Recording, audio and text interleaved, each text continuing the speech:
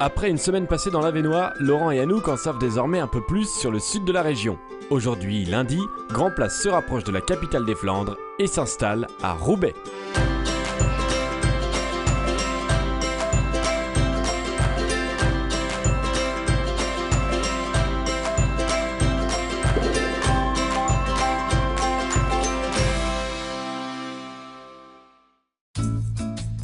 Tous les matins, Laurent prend son vélo pour venir au travail.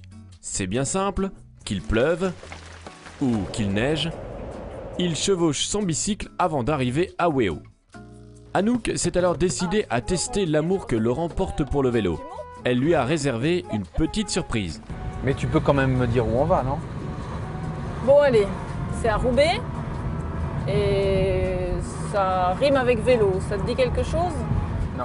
Eh bien Laurent, c'est pourtant pas compliqué. Direction le Vélodrome de Roubaix, un espace tout neuf et unique en France construit juste à côté du Vélodrome découvert, là où se termine chaque année le Paris-Roubaix. Mon cher Laurent, te voici donc au Vélodrome de Roubaix. Non mais t'avais pas plus petit. Ah non, ça j'avais pas en magasin. En revanche, je trouve que c'est pas mal. Hein. À l'intérieur, ça sent bon le parquet, c'est donc ici que Laurent prendra ses quartiers. Je vais me balader. C'est marqué Anouk Lâcheuse en dessous. Voilà, Anouk Lâcheuse, parce que cette semaine, c'est moi qui vais rencontrer les gens de Roubaix. Anouk, elle, prend la route et nous, on consulte le sommaire de l'émission. Un peu d'histoire sur Roubaix avec Brigitte Lemery, journaliste ici depuis plus de 28 ans. On parlera aussi des mots de passe dans cette émission. Vous pensez que le vôtre est confidentiel? Pas si sûr. Impossible de parler de Roubaix sans mentionner son vélo club, véritable écurie de stars du deux roues. Et puisqu'on sera dans la pédale, on y restera avec le Paris-Roubaix qui se déroule chaque année au printemps. Mais d'abord, retrouvons Anouk bien décidée à en savoir plus sur les lofts roubaisiens.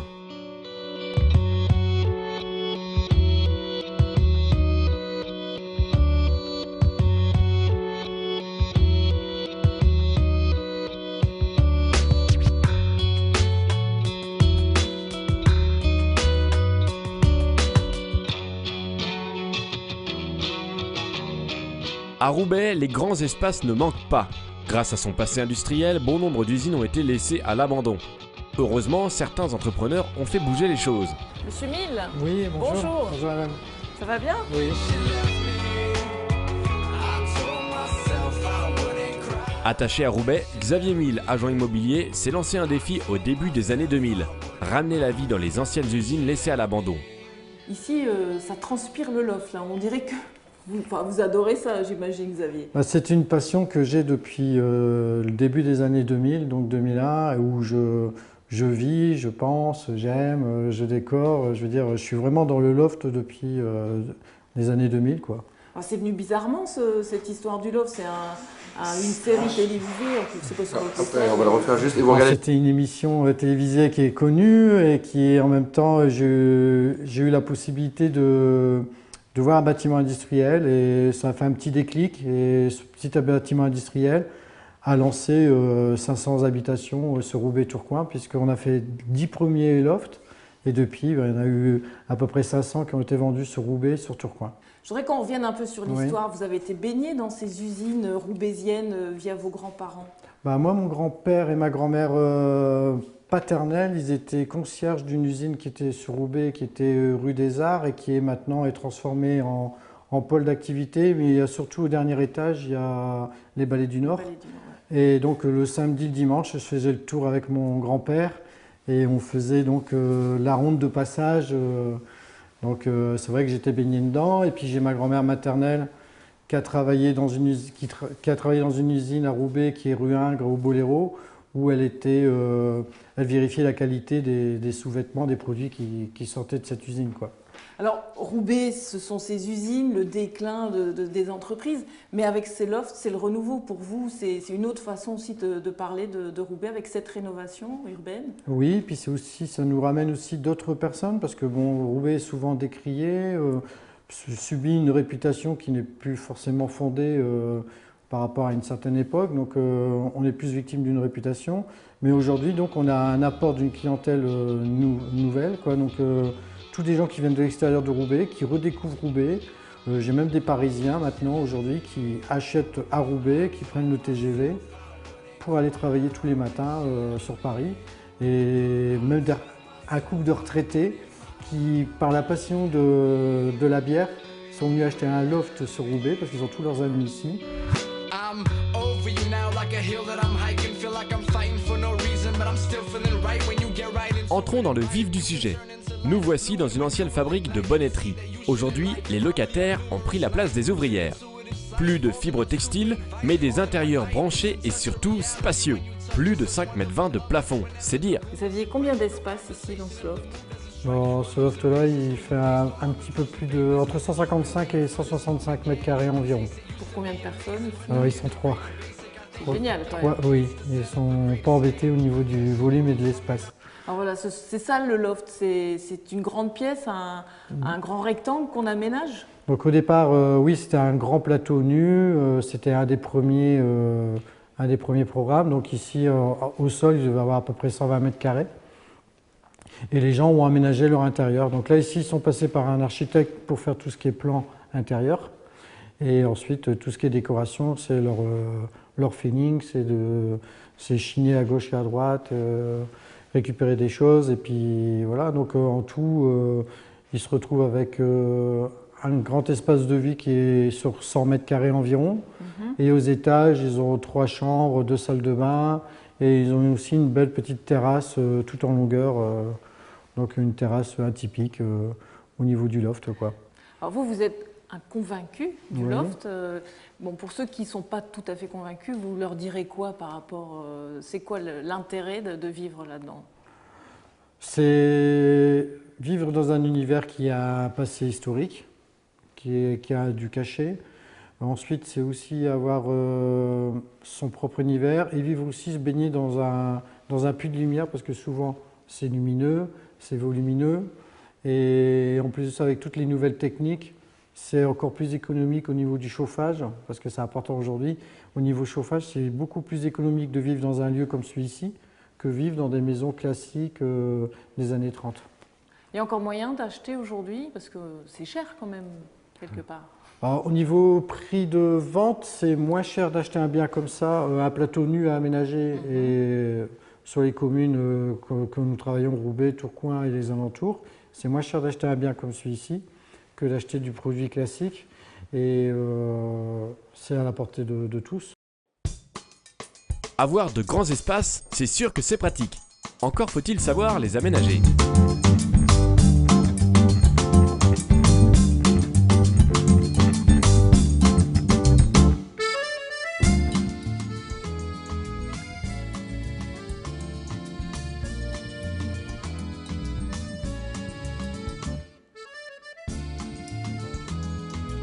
Je l'ai acheté sur plan. Voilà, l'usine était encore en fonctionnement et il fallait beaucoup d'imagination pour voir ce que ça allait donner au final. C'est une usine qui est protégée par les monuments de France, donc effectivement il a fallu à chaque fois demander l'accord à l'architecte des bâtiments de France pour les couleurs, pour l'aspect extérieur en fait.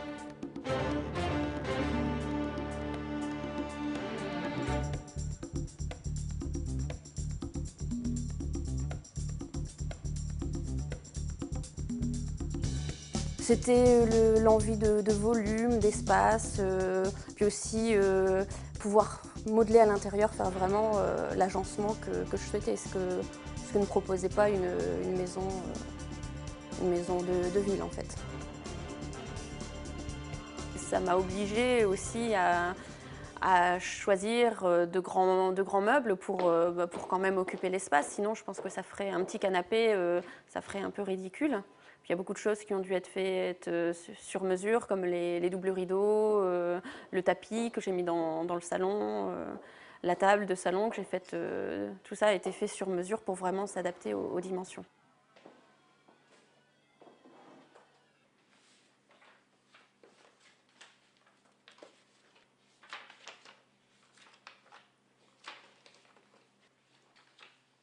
On a décidé d'en faire une agence pour nous, ici, et plusieurs appartements locatifs, et dont un loft qui sert d'habitation personnelle à mon associé.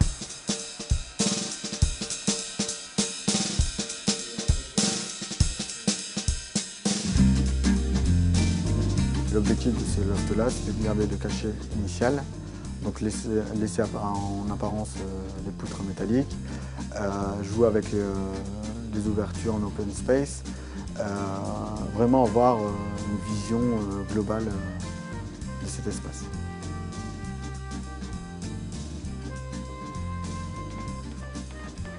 Généralement, c'est vrai que c'est des primo-accédants qui achètent leur première résidence. Ils ne veulent pas retranscrire le schéma des parents avec la maman dans la cuisine toute fermée. Au contraire, aujourd'hui, c'est un lieu auquel on veut vivre. On veut montrer son intérieur, on n'a plus peur de montrer sa cuisine.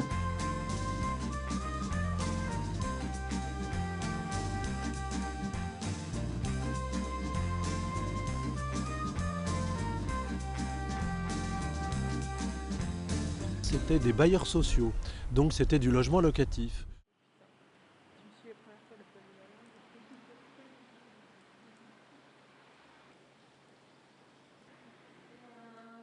Je pense que l'effet loft dans la métropole lilloise, c'est un petit peu l'effet de ce qu'on appelle la ville renouvelée. La ville renouvelée, c'est une politique de la communauté urbaine qui fait qu'il y a peu de terrain à bâtir dans la communauté urbaine tant que les centres-villes n'ont pas été complètement rénovés. Retour au Vélodrome de Roubaix avec Laurent. Il est accompagné de Brigitte Lemery, journaliste à La Voix du Nord. Elle connaît sur le bout des doigts la ville de Roubaix, puisqu'elle y est installée depuis plus de 28 ans. Elle a vu la cité évoluer et renaître de ses cendres. Alors Brigitte, j'ai choisi de vous inviter aujourd'hui parce que vous êtes journaliste à la rédaction locale de Roubaix depuis combien de temps? 28 ans? Depuis 28 ans. Donc, oui. vous êtes arrivé ici en 1984 à Roubaix. Quand vous arrivez en 84 à Roubaix, ça ressemble à quoi la ville? La ville, une grande cité encore industrieuse, mais vivant globalement sur un passé textile hier triomphant, flamboyant. Toutes les entreprises ne sont pas encore fermées. En fait, le peignage à Médée va fermer en 90, va être liquidé en 90, la lainière de Roubaix en 96. Donc c'est un peu le début de la fin. Le déclin vraiment textile s'amorce en 84. On en sent déjà vraiment les prémices, un prologue un peu tragique, un peu triste, avec des licenciements qui commencent à devenir en masse, en cascade. On voit aussi une ville qui a la particularité, la spécificité d'avoir un centre-ville qui s'appauvrit. Alors que la plupart des villes de France ont souvent une banlieue tristoun et puis un centre-ville avec des belles boutiques. Ouais. Là, c'était l'inverse qui était en train de se produire. Donc des solderies qui commencent à prendre petit à petit toutes les dents creuses commerciales. Donc une physionomie de ville qui devient douloureuse, triste. Qu'est-ce qui a changé et comment la ville a évolué? Alors en fait, le principal levier, même s'il y avait quelques locomotives économiques comme la Redoute, il n'empêche que ce n'était pas suffisant pour faire renaître cette ville. Ce qui a été vraiment le levier économique finalement, ça a été la culture. Par la volonté politique ou tout simplement humaine de quelques-uns, dont André Diligent, René Van Dierendonck, les précédents maires, Jean-François Boudaillet surtout, un adjoint à la culture particulièrement volontariste. Vous dites la culture, ça veut dire quoi? Ça veut dire la culture dans la rue, la culture populaire, la culture... D'abord une culture liée à des institutions, à de gros équipements culturels. D'accord, ouais, qui attire ensuite le public. En 84, j'arrive, moi il y avait le Ballet du Nord. Point barre. Après, en fait, c'est l'arrivée et la bonne idée d'intégrer un musée d'art et d'industrie à la piscine, qui a finalement été le déclic, un déclic énorme, qui après, s'est essaimé avec d'autres équipements comme la condition publique, comme Danse à Lille qui est arrivé en 2003, l'Oiseau-Mouche au garage. Ça a été aussi, oui, la culture qui a pris lieu dans des lieux insolites, dans des lieux de patrimoine industriel. La condition publique, par exemple, la condition publique. C'est ça qui a été moteur pour la ville. Alors néanmoins, tout n'est pas gagné. Il reste encore loin de là. Beaucoup de boulot et des quartiers très pauvres. Loin de là. Roubaix, c'est la première ville la plus pauvre de France. C'est la ville la plus pauvre de France. C'est une ville où il y a à peu près 2 personnes sur 3 qui ne payent pas d'impôts. Un turnover de la population très important, Donc ça veut dire que c'est une ville qui n'arrive pas à fidéliser un public, une population. Donc on ne s'y sent pas encore forcément bien. C'est une ville qui connaît l'insécurité. Il y a des quartiers qui sont encore à la peine. Qu'est-ce qui manque finalement pour que Roubaix sorte de ce classement-là? De l'emploi. Avant de retrouver Laurent, faisons un point sur les mots de passe. Ils sont partout dans notre vie quotidienne, ils nous servent à payer ou à ouvrir des portes. Pas toujours facile à retenir, les codes finissent par embrouiller l'esprit. 1, 2, 3, 4 ou alors 0, 0, 0, 0 ou encore 2580. Voici les codes les plus utilisés selon une étude américaine. C'est la rentrée et il faut se souvenir impérativement de tous ces codes et mots de passe qui envahissent le quotidien. Car oui, pour beaucoup, c'est devenu un vrai casse-tête. Pour les petites annonces sur Internet, pour démarrer l'ordinateur, pour prendre du liquide. Ça vous énerve? Oui, oui. Pourquoi? Parce que je trouve que ça complique la vie. Mais alors comment faire? Et là, chacun a sa technique pour mémoriser son mot de passe. Tout simplement un mot qui, chez moi, a une connotation positive. Ça peut être simplement soleil, ça peut être bonheur, ça peut être le prénom d'une personne. Voilà. Ça, c'est vos mots de passe. Alors ça, c'est la base de mon mot de passe. Un prénom, quelque chose de... Enfin, généralement qui nous touche personnellement. Voilà, donc pour vraiment le mémoriser facilement. Donc oui, quelque chose de personnel, on va dire. Et puis, il y a ceux qui n'arrivent pas du tout à retenir les codes et mots de passe ou qui s'en fichent complètement.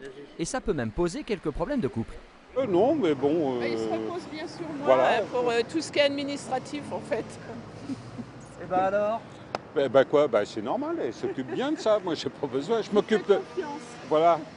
Maintenant, le jour où elle part, j'espère qu'il me reste... Ça va être plus difficile. Non. Mais bon, vous faut coupez, pas y là. penser. Un petit conseil alors, notez les mots de passe ou les codes dans un endroit discret en cas d'oubli. Reste à ne pas oublier où vous les avez notés, mais là, ça devient trop compliqué. Retour à Roubaix au STAB, le vélo club couvert Jean Stablinski. Le vélo club de Roubaix en est le locataire principal. Véritable institution dans la ville, il forme de nombreux champions. Jean-Charles Canon a milité pour que ce joyau voie le jour.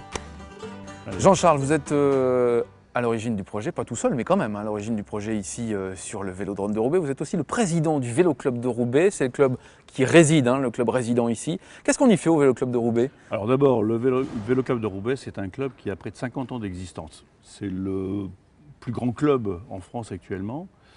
C'est aussi un club avec 350 licenciés de l'école de cyclisme jusqu'à l'équipe professionnelle. Quand même. Bon, donc c'est important quand même. Nous avons été meilleur club français il y a quelques années. Et je pense qu'on l'est toujours. Bon, il n'y a pas de diplôme actuellement. De la graine de champion dans ce club? Alors de la graine, Arnaud Tournant. Ouais. Arnaud Tournant a été licencié au club. Il a commencé... Médaillé olympique. Alors, voilà, ouais. il a commencé, je crois, à 7-8 ans au club, l'école de cyclisme. Et il a progressé. Il est même allé faire ses études jusqu'au bac à Vandermerch, donc juste à côté. Oui, alors on a eu aussi Andy Schleck, vainqueur du Tour, déclaré vainqueur du Tour en 2010. Et puis bien d'autres encore. Enfin, Utarovic qui est actuellement meilleur sprinter, on peut dire aussi le top 10 au monde. Alors qu'est-ce que vous allez y faire dans ce Vélodrome de Roubaix, ce STAB? Moi j'ai surtout envie qu'on y fasse du vélo. Bon, c'est un peu pour ça qu'il est là. Oui, mais bon, sait-on jamais, vous savez, parce qu'un jour on peut changer d'avis, on peut dire on va faire du spectacle, on va faire... C'est vrai. Non, je pense qu'on a besoin de cet outil. Vous avez vu finalement les ouvertures, il y a une amplitude quand même assez exceptionnelle. Et là, c'est ouvert à tout public. Il y a des baptêmes qui sont Mais est-ce que votre ambition, c'est d'en faire quand même un lieu d'excellence et de faire venir des grands prix ou il faut trouver le digne successeur d'Arnaud Tournant, c'est évident. Et d'autres, s'il y en a 5 ou 10, c'est très bien. Bon, non, il faut surtout aussi faire venir les entreprises. Je crois que c'est important. C'est un lieu unique actuellement.